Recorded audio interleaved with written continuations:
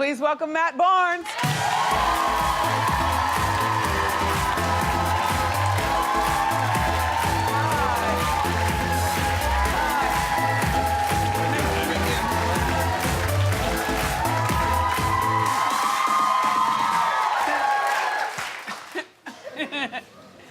All right, if you put your feet on those feet, Yeah, I heard. we want to give you some shoe cam. Now look right in there so you can model them.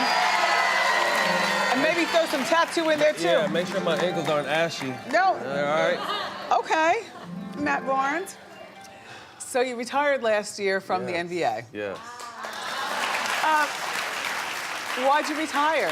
I played 15 years. Was fortunate enough to win a championship last year with the Warriors, and I just wanted to spend more time with my kids. Yeah.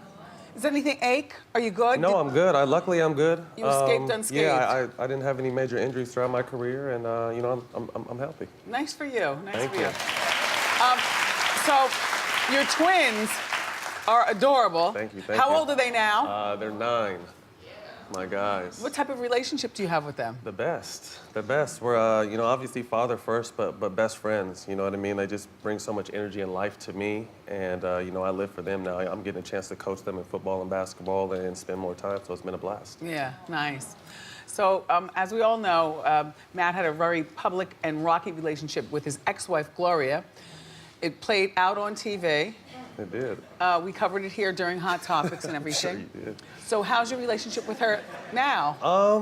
We're co-parents. You know, I guess at this point, that's all you can ask. You know, I think both of our goals are to provide the best upbringing and childhood for our kids we can, and see what happens from there. Yeah.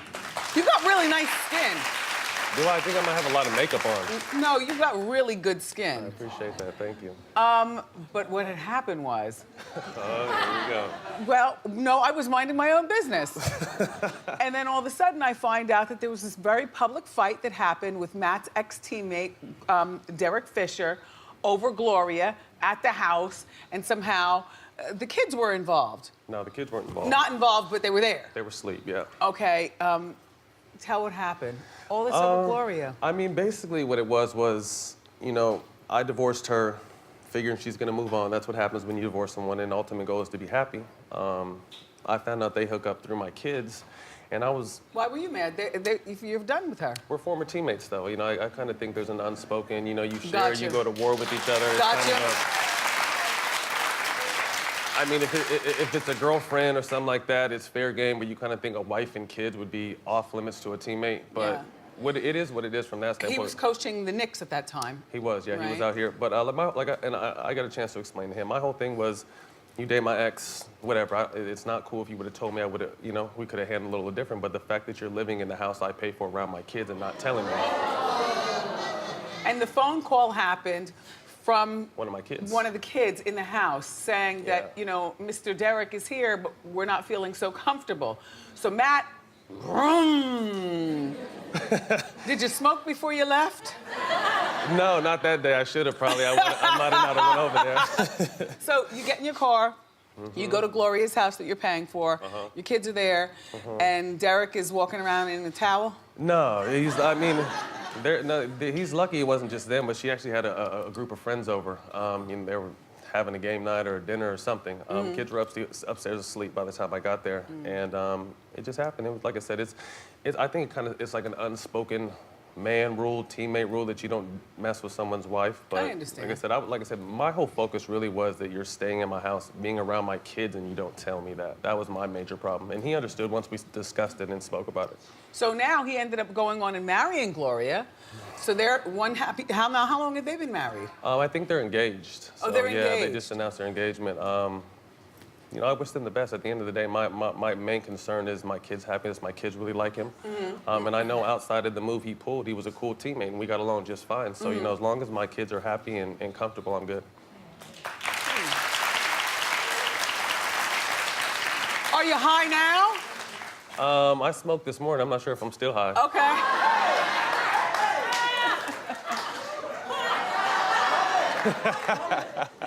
So congratulations on this new documentary. I appreciate that. You know, there is life after sports, and you know, you talked a bit about that with my producers and stuff, which is, you know, a lot of times these sports players, they retire and they have no money in 2 seconds, Right. or there's no life afterwards. Yeah. I'm lucky I transitioned into stuff. I was fortunate enough to play 15 years, and mostly being in LA, and I knew that life after basketball was going to be exciting. You know, unfortunately, through that Basketball Wives show, I learned the backside of television and realized that I wanted to produce and direct. So, you know, like I said, my transition was smooth. We just did that Bleacher Report 420 piece, and it's trying to raise the stigma or erase the stigma that marijuana is a horrible gateway problem. Because it's not. In the documentary, like Matt said, it's called 420. Did you play when you were high? Come on, take me through the Stone Age. Yeah, I did. Come on. The Stone Age. Yes. No, I did. I mean, I just, you know, I had a rough upbringing. My dad was a drug dealer, and we bounced around, moved around. But at 14,